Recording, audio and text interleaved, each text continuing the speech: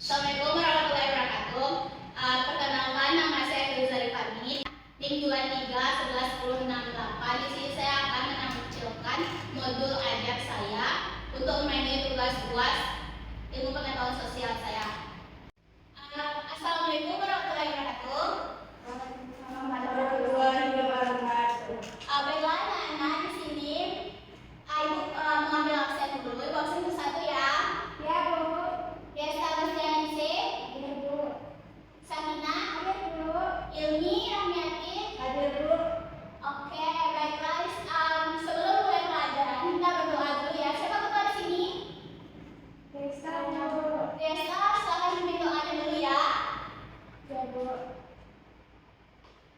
Bersiap berdoa mulai.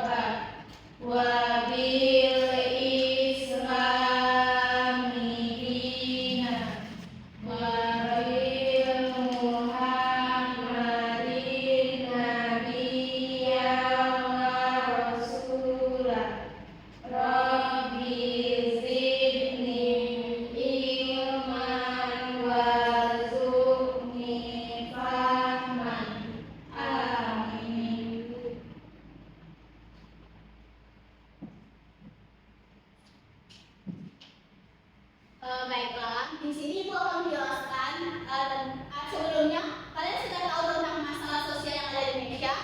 Belum, Bu. Baiklah, di sini Ibu akan menjelaskan terlebih dahulu kepada kalian agar kalian lebih mengerti.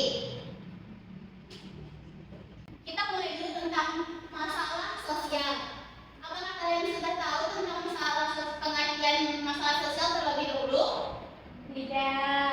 Oke, di sini Ibu akan menjelaskan yaitu pengertian masalah sosial itu adalah perbedaan antara harapan dan kenyataan sebagai kesenjangan antara situasi yang ada dengan situasi yang telah terjadi. Individu di dalam masyarakat memandang masalah sosial sebagai sesuatu kondisi yang tidak diharapkan. Masalah sosial itu adalah suatu ketidaksesuaian antara unsur-unsur kebudayaan atau masyarakat yang membayangkan kehidupan kelompok sosial lainnya. Yang ketiga yaitu masalah sosial adalah muncul akibat terjadinya perbedaan yang mencolok antara nilai dalam masyarakat dengan realita yang ada di kehidupan sehari-hari. Sebelum mulai itu, apakah kalian sudah tahu apa saja masalah sosial yang terjadi di lingkungan sekitar kalian? Tidak. Tidak. Oke. Kalau tidak, Ibu akan menjelaskan terlebih dahulu. Coba kalian amati gambar berikut. Di dalam sana ada faktor penyebab masalah sosial terbagi menjadi 4 kelompok. Yang pertama ada biologi, yang kedua ada ekonomi, yang keempat ada budaya, yang ketiga ada budaya, yang keempat ada psikologis.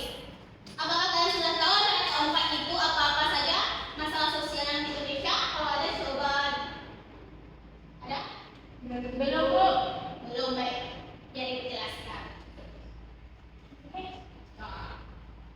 Yang pertama itu masalah faktor ekonomi.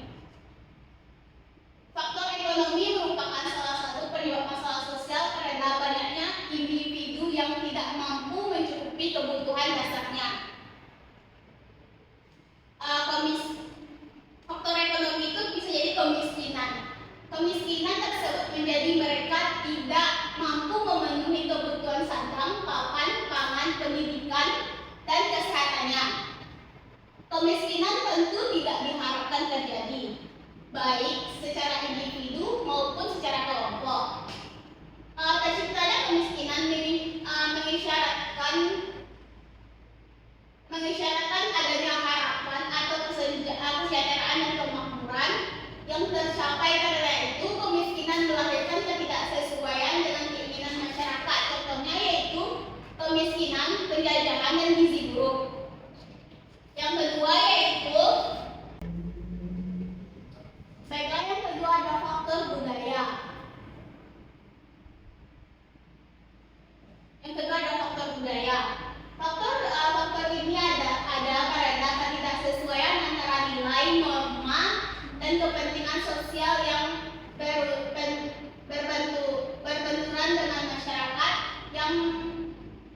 heterogen dan multikultur. Budaya terbentuk karena adanya kebiasaan yang dimaklumkan, kemudian dibiarkan, lalu menjadi karakter, kemudian membentuk budaya. Budaya-budaya baru yang tidak sesuai dengan budaya yang sudah ada menimbulkan gejolak di dalam masyarakat, baik gejolak itu nampak ataupun tidak. Gejolak tersebut menampakkan adanya permasalahan sosial, contohnya yaitu pergaulan bebas, tawuran, dan kenakalan remaja. Yang ketiga yaitu faktor biologis. Faktor biologis memainkan peran penting dalam kehidupan manusia, mencakup kebutuhan seperti keharusan makan, kependudukan, mempertahankan diri, dan keharusan makan. Keharusan makan adalah kebutuhan vital untuk mempertahankan energi dan kesehatan tubuh, serta mendukung fungsi-fungsi biologis kependudukan atau populasi manusia yang dipengaruhi oleh faktor kelahiran, kematian, migrasi, dan semuanya yang berhubungan dengan kondisi kesehatan dan kesejahteraan masyarakat. Yang selanjutnya yaitu ada faktor psikologis. Faktor psikologis ini memainkan peran penting masalah sosial di Indonesia, terutama dalam konteks kemiskinan, pengangguran, konflik sosial. Individu yang mengalami kemiskinan seringkali menderita stres dan kecemasan. Kecemasan tinggi akibat ketidakpastian ekonomi yang dapat menghambat kemampuan mereka untuk mencari solusi dan meningkatkan taraf hidupnya. Pengangguran dapat menyebabkan penurunan harga diri dan depresi, dapat mengurangi motivasi untuk menjalani hidup dari individu. Yang selanjutnya yaitu jadi itulah faktor-faktor penyebab terjadinya masalah sosial. Yang pertama ada masalah ekonomi, ada masalah sosial, masalah ekonomi, masalah psikologi, masalah biologi, dan masalah budaya. Berikut beberapa contoh masalah sosial yang terjadi di Indonesia, bisa kalian lihat seperti gambar di atas. Selanjutnya yaitu apa saja sih dampak dari permasalahan sosial. Berikut adalah dampak permasalahan sosial yang terjadi di Indonesia. Yang pertama ada kemiskinan. Kemiskinan dapat menyebabkan menjadi sebab sekaligus dampak masalah sosial. Kemiskinan ini berkesinambung dapat menular seperti wabah. Yang kedua yaitu kesejahteraan atau kriminalitas. Permasalahan sosial yang tidak diselesaikan oleh pemerintah dan masyarakat dapat memunculkan kejahatan atau kriminalitas, seperti munculnya kerisauan. Hal itu tentu membuat hilangnya rasa aman dan rasa nyaman bagi setiap warga negara. Yang ketiga yaitu permasalahan keluarga. Permasalahan keluarga ini menjadi sebab termasuk dari penyebab dari masalah sosial yang terjadi di Indonesia. Yang ketiga yaitu masalah penduduk. Permasalahan sosial yang tidak terselesaikan sampai saat ini yaitu permasalahan penduduk. Permasalahan penduduk ini dapat menyebabkan perkembangan penduduk yang tidak merata antara satu daerah dengan daerah lain.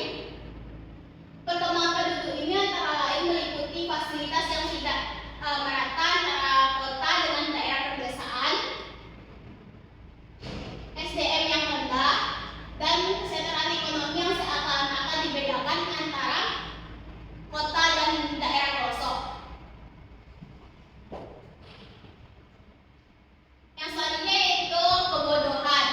Kebodohan ini menjadi penyebab permasalahan sosial yang ada di Indonesia karena tidak terselesaikan masalah ekonomi dan kebudayaannya. Yang ketiga itu kesenjangan sosial. Keenam itu kesenjangan sosial. Kesenjangan sosial terjadi akibat adanya kemiskinan yang dibiarkan, sementara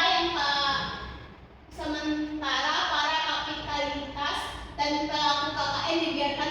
Kesenjangan sosial dapat mengakibatkan kriminalitas karena adanya ketidakseimbangan ekonomi yang terjadi.